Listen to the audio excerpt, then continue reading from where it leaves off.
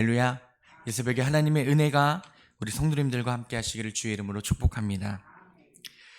오늘 우리가 읽은 이 잠언 18장에는 미련한 자가 등장합니다. 어떤 사람들이 과연 미련한 자들일까요? 저희들이 이제 잠언 1장을 읽기 시작하면서부터 이제 18장까지 나와왔는데, 이 잠언을 계속 읽다 보면은 하나님께서 말씀하시는 지혜로운 자의 모습이 나타나고요, 또 반대로 미련한 자의 모습도 말씀하고 있습니다. 어떤 사람들은 학업을 못하는 자가 미련하다고 생각하는 사람들도 있고요, 오늘 이 본문에 나오는 자가 하나님이 보실 때에 미련한 자라고 또 설명하고 있습니다. 우리 성도님들은 하나님이 보실 때에 지혜로운 자의 삶을 살고 계십니까? 아니면은 미련한 자의 삶을 살고 계십니까? 우리 성도님들 하나님 보실 때에 지혜로운 삶을 살아가시는 은혜가 있기를 주의 이름으로 소망합니다. 그렇기 때문에 오늘 이 시간 이 새벽 함께 나누는 이 말씀을 통해서 다시 한 번 더 우리의 인생을 점검해 보며 진정 우리들이 하나님의 뜻대로 살아가고 있는가, 하나님의 말씀을 지키고 행하고 있는가를 한 번 더 돌이켜 생각해 보시는 시간이 되시기를 소망합니다. 오늘 먼저 1절 말씀 이렇게 말씀합니다. 무리에게서 스스로 갈라지는 자는 자기 소욕을 따르는 자라. 온갖 참 지혜를 배척하느니라. 말씀의 첫 번째로 오늘 말하는 미련한 자는 자기의 욕심 때문에 공동체에서 떨어져 나오는 자가 미련한 자라고 말씀하고 있습니다. 교회 공동체에는 참 여러 다양한 사람들이 존재합니다. 나이가 많은 사람도 있고요, 어린 사람도 있고, 직업이 너무나 다양해서요, 직업이 똑같은 사람들을 찾아보기가 어렵습니다. 그러다 보니 공동체 안에 있으면 다양한 것들을 배울 수 있고 들을 수 있고 그리고 나눌 수가 있습니다. 그렇기 때문에 우리가 교회에 와서 성도들끼리 이야기를 나누다 보면은 우리가 알지 못하는 것들을 깨달을 때도 있고, 그리고 그 사람의 모습을 통해서 새로운 삶을 발견할 수도 있습니다. 그러면서 우리가 함께 교제를 나누다 보면요, 나는 이렇게 생각했는데 저분의 생각은 다르구나, 이렇게 생각하면서 서로의 다름도 깨닫게 됩니다. 하지만 평생토록 공동체에 속하지 않고 혼자만 살아가기를 좋아하는 자들은요, 시야가 좁다고 합니다. 편협합니다. 왜냐하면 내가 가진 경험과 지혜로만 살아가기 때문입니다. 그런데 이런 사람도 있습니다. 공동체에 속했다가도 함께 교제하고 대화하는 것이 마음에 들지 않아, 그리고 나와 다르다고 생각하여서 그 공동체를 박차고 나오는 사람들도 있다고 오늘 본문에서 말씀하고 있습니다. 경우에 따라서는 공동체가 옳지 못하는 길을 가기 때문에, 아니 나의 삶의 모습에 마음에 들지 않기 때문에 그 공동체를 버리고 나오는 사람들이 많이 있다는 것입니다. 요즘 쉽게 문제되는 일들이 있습니다. 그게 무엇입니까? 하나님의 교회에 등록을 합니다. 그리고 예배를 한 주, 두 주 드리다가 내 마음에 들지 않아, 그리고 내 생각과 달라 라고 생각하면은 쉽게 교회를 옮기는 제비와 같은 교인들이 많아지고 있다는 것입니다. 질문을 할게요. 교회가 성도를 위하여 맞춰야 하는 것입니까? 아니면 성도가 그 믿음을 하나님의 나라에 맞춰야 되는 것입니까? 사람들이 교회에 오면은 이런 것들을 많이 봅니다. 제가 예전에 어떤 사역제에 갔는데 한 사람이 제가 찬양 인도를 하고 있는데 뒤에서 이렇게 팔짱을 끼고 있습니다. 뭐 하는 걸까요? 예배가 시작되고 예배가 끝날 때까지 입은 열지도 않고 팔짱만 끼고 있습니다. 저 사람이 찬양을 잘하는지, 저 사람이 설교를 잘하는지 뒤에서 팔짱을 끼고 자기의 생각과 자기의 지혜로 판단하고 있는 것입니다. 그런 사람들이 잘 마음을 지킬 수가 있을까요?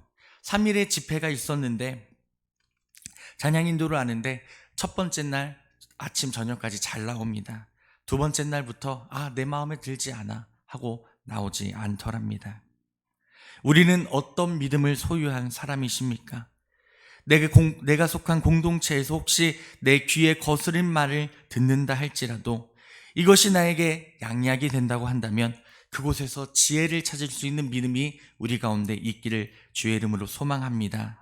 그렇기 때문에 우리는 하나님께서 주시는 이 교회를 세우고 교회 공동체를 아름답게 만들기 위해서 주님께서 이 만수교회 가운데 우리를 인도해 주셨다는 것을 기억해야 한다는 것입니다. 우리가 이 교회 가운데 나온 것 우리의 뜻입니까? 아니면 우리의 생각입니까? 하나님께서는 우리를 너무나 사랑하셔서 하나님의 뜻 가운데 우리를 이 공동체에 인도해 주셨을 줄로 믿습니다. 그렇기 때문에 하나님의 백성을 이끄시고 인도하시는 이유가 바로 이것입니다. 교회 공동체에는 정말 다양한 사람들이 있습니다. 옆에 계신 분이 저와 똑같이 생겼습니까? 없으시죠? 신기합니다. 우리 모두는 다 목소리도 다르고요, 생각도 다르고요, 우리의 뜻도 다르고요, 하는 행동도 다릅니다. 똑같은 행동을 하는 사람이 있다면 부모님이 똑같은지 한번 생각해 보시기 바랍니다. 그 정도로 나와 똑같은 사람은 없습니다. 하나님은요, 자신의 형상대로 제각기 우리의 성격과 환경과 우리의 모습을 만드셨다는 것입니다. 그렇기 때문에 우리가 함께 공동체 생활을 하면서 내 옆 사람이 가끔씩은 내가 원치 않는 못된 행동을 할 때도 있고 내가 좋아하지 않는 말을 할 때도 있습니다. 그렇기 때문에 우리 모두가 함께 교제하면서 서로의 모난 부분을 함께 깎아 나가면서 함께 맞춰 나가면서 살아가야 한다는 것입니다. 결혼들을 다 하셨었죠. 그렇죠? 하시고 계시고요. 남편도 계시고 가족들도 있습니다. 나와 똑같은 남편이 있습니까? 수십 년을 같이 살아왔는데 나랑 똑같은 생각을 합니까? 저도 이제 결혼한 지 8년, 7년 넘은 것 같은데 제가 아내랑 안 싸울까요? 자주 싸웁니다. 왜일까요? 너무나 서로 다르기 때문입니다. 근데 우리가 서로의 다름을 인정하지 않을 때에 그것이 상처가 되고 교회에 나아가지 않는 이유가 되고 그리고 모난 부분이 된다는 것입니다. 사랑하는 성도님들, 하나님이 보시기에 모든 사람들이 소중한 사람임을 기억하시길 바랍니다.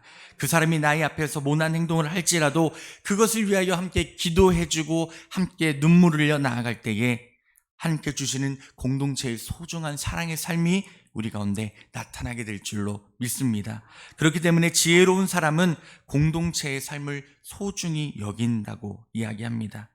함께 대화하고 교제하고 친교하는 것을 아름답게 여긴다고 말씀하는 것입니다. 2절의 말씀 우리 함께 읽어보겠습니다.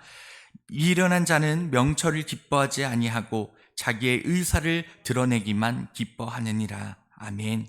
이것이 무엇입니까? 공동체에서는 정말 자기의 주장만 끊임없이 내뱉는 사람이 있습니다.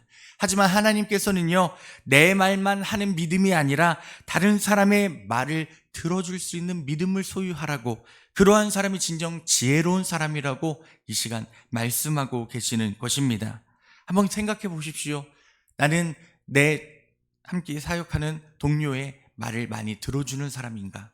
아니면 나의 말을 많이 하는 사람인가?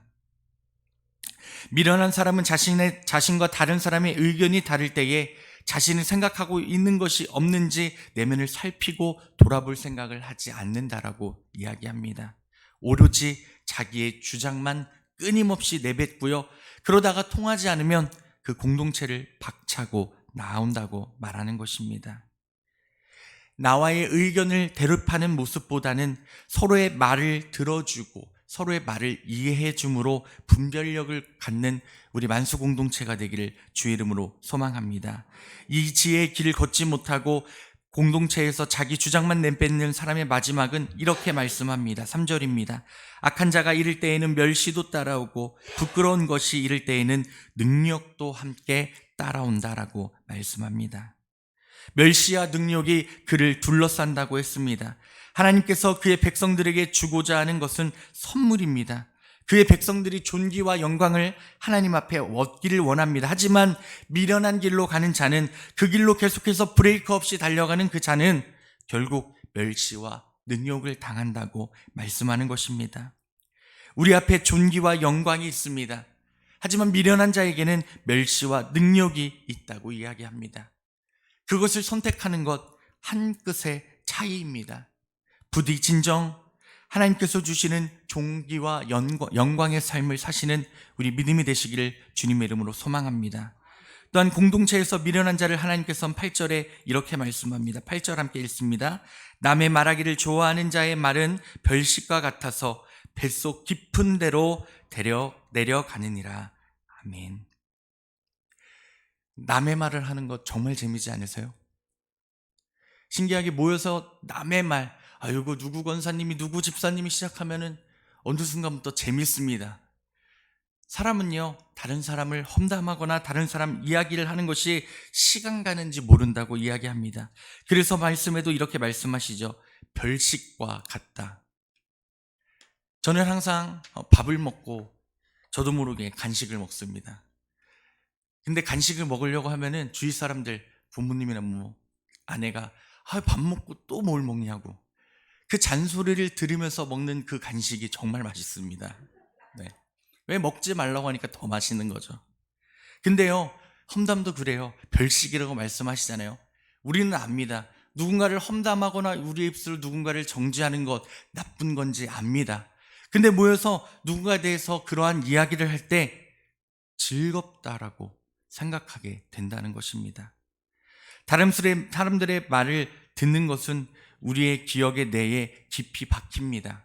그렇기 때문에 다른 좋은 얘기들은 기억나지 않는데요, 다른 사람에 대한 나쁜 이야기들, 다른 사람이 이런 실수를 했대, 그런 부분들은 기억이 끝까지 납니다. 신기하죠? 그렇기 때문에 하나님께서는요, 오늘 말씀하실 때에 이것은 좋지 못한 행동이라고 말씀하는 것입니다. 내가 그 사람을 경험하기 전에 그 사람에 대하여 먼저 나쁜 말을 들었습니다. 이경호 목사님 그렇대. 그런 상태에서 저를 만났습니다. 그러면 그 사람은 어떨까요? 그 사람은 그렇대라는 편견을 가지고 그 사람을 대하게 될 것입니다. 하지만 이경호 목사님이 이렇게 좋대 라고 말한 상태에서 상대방을 만났을 때 어떻을까요? 이렇게 좋으시구나 라는 생각을 가지고 그 사람을 만날 때에 기쁨이 더 배가 될 수 있다는 것입니다. 사랑하는 성도님들, 두세 사람이 모여서 하나님께서 뭐 하라고 하셨죠? 기도하라고 하셨습니다.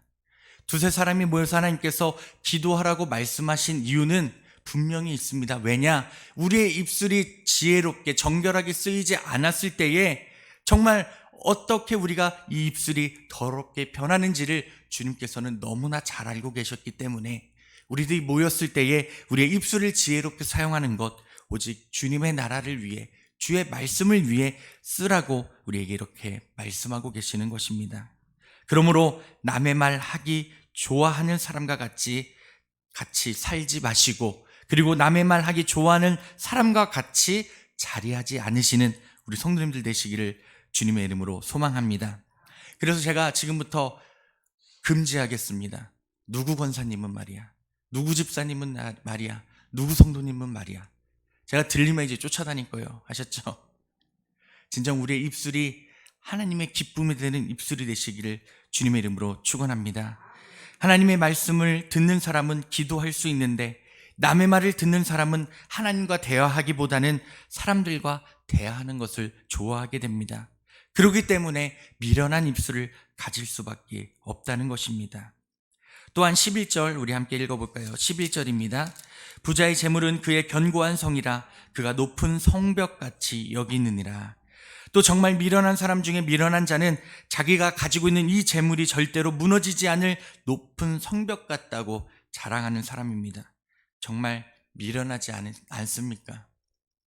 우리 성도님들 돈이 정말 많으시죠? 그렇죠? 주머니에 막 100만 원, 200만 원씩 현금을 넣고 다니시는 것 같아요. 돈이 많으면 행복하다고 생각하십니까? 돈이 많으면 행복할까요? 예전에 현대 회장이었던 그분도 돈이 엄청 많았지만 그 말로가 어떻습니까? 자신의 사무실에서 뛰어내리는 모습을 볼 수 있죠. 왜 그런 사람들이 돈이 그렇게 많고 돈이 많으면 행복할 것 같은데 왜 그러한 선택을 하게 될까요? 삼성의 이재용 회장님 행복할까요? 정말 우리나라 많은 젊은이들이 부러워하는 사람이잖아요. 그렇기 때문에 행복할까요? 아니요. 항상 행복하다고 이야기하지 않습니다. 그러한 부후 때문에, 그러한 명예 때문에 그만큼 자신이 짊어지고 가야 할 짐과 허물들이 많이 있기 때문입니다. 그렇기 때문에 하나님께서 오늘 말씀에 부자의 재물은 그의 견고한 성이라고, 견고한 높은 벽이라고 그렇게 생각할지 모르지만, 그것이 정말 자신의 무기라고 생각하는 자는 미련한 사람이라고 말씀하고 있는 것입니다. 사랑하는 성도님들, 내가 갖고 있는 것이 정말 좋은 것이다, 지혜로운 것이다라고 착각하지 마시기를 바랍니다. 그 모든 것들을 하나님 앞에 내려놓으며 하나님 앞에 드릴 때에 하나님께서는 우리에게 더욱더 큰 지혜와 은혜를 허락하여 주실 줄로 믿습니다. 사랑하는 성도님들, 우리는 주님께서 주신 이 때에 주님께로 달려가며 주님께로 나아가고 있습니다. 우리 만수교회 공동체가 어떠한 공동체가 되기를 소망하십니까? 제가 전에 사역할 때에 한 권사님께서 의심을 품기 시작했습니다. 어떤 의심이냐? 목회자에 대한 의심을 품기 시작했습니다. 근데 그것이 의심에서 끝났으면 좋은데, 사람들이 모일 때마다 자기가 혼자 생각한 것, 자기가 만들어낸 것을 그 공동체에 말하기 시작했습니다. 그 작은 한마디가 2배가 되고 3배가 되고 4배가 되더니 어느새 그 목회자를 향한 표정과 성도들의 마음이 돌아서게 되었고, 그 행동이 있었던 것도 아닌데, 확실한 것도 아닌데, 그 권사님의 그 한마디 때문에 그 목회자가 힘들어하는 것을 보게 되었습니다.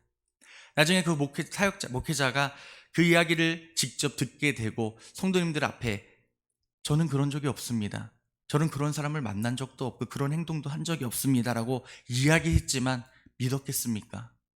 이미 사람들의 공동체의 마음에 그러한 생각들이, 그러한 미련한 지혜가 들어가 있기 때문에, 저 전사님 또 거짓말하고 있네, 저 전사님 또 저러고 있어 라고 성도들이 믿지 않는 것을 볼 수가 있었습니다.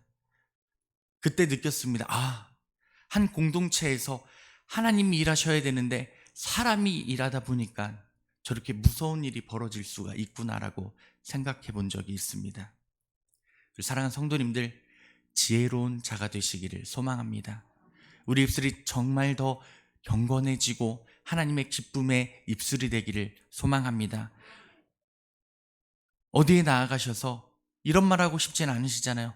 우리 교회 정말 이상해, 우리 교회 은혜롭지 않아, 그런 말씀 하고 싶으세요? 우리 이 좋은 교회를 그렇게 광고하고 싶으십니까? 아니시죠? 정말 어디에 가서 무엇을 하든지 우리의 삶의 고백이, 우리의 삶의 모습이 정말 좋은 것으로만, 그러한 지혜로만 채워지기를 주의 이름으로 축복합니다. 우리의 삶이 정말 언제나 어디서나 하나님을 높이며 우리 만수교회를 더욱더 빛내며 하나님 뜻 가운데 우리 만수교회가 더욱더 건강해지고 하나님의 지혜로 가득 차는 은혜가 충만하게 나타나기를 주님의 이름으로 축원합니다. 기도하겠습니다.